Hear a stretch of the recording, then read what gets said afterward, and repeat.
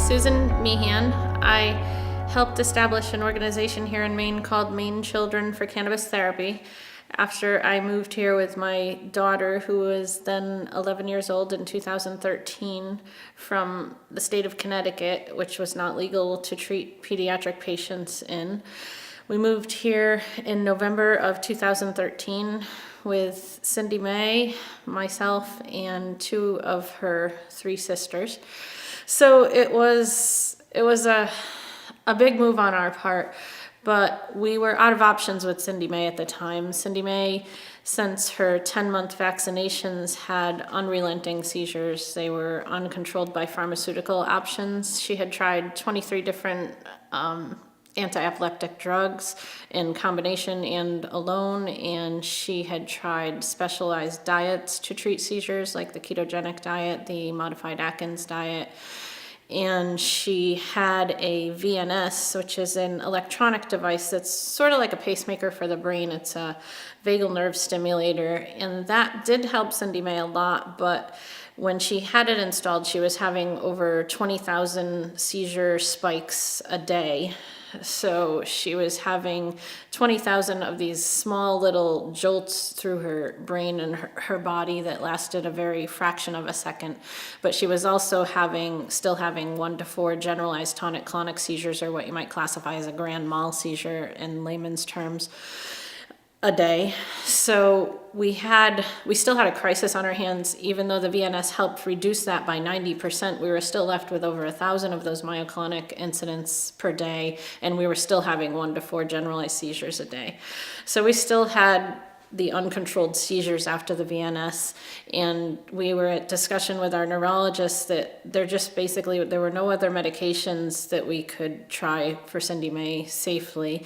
At that time she was on 5 different medications and bound to a wheelchair from the side effects of those medications, not because she couldn't walk. She was once a walking, talking, happy little child before the seizures became really devastating, and before the medication levels were so high that she was having trouble eating. She could hardly walk. She had no balance. She was asleep more than she was awake. Probably about 20 hours out of a 24-hour period she was asleep, or at least not really responsive. So we were at the last resort, and we brought up the topic of marijuana with our neurologist, who thought that it was definitely something that we should try with our daughter because we were out of all other options. And that really bothers me that marijuana is a last resort and a last option, because it is probably by leaps and bounds the safest option to treat seizures and to treat other medical conditions. But when you compare toxicity levels, for example, of some of the medications that Cindimae was on when she moved to Maine, she was on phenobarbital, which is sometimes used as a date rape drug. It can be used to drug a person into a coma. And she was on benzodiazepines. She used Valium as a rescue medication, but also as a breakthrough medication. So she used it intermittently, but she also used it in a rectal form for a rescue medication. When that didn't work, we also had midazolam, or Versed, which is an anesthesia drug used to put people to sleep for surgery. So Versed was used intranasally to treat a seizure, and 2 times it had caused a cardiac arrest for Cindimae, and she required CPR post-Versed administration. So you have these very powerful classes of medications that perhaps save a lot of lives when they work, but perhaps are also overused and are extremely toxic in even low doses compared to cannabis, which we haven't found a toxic dose yet.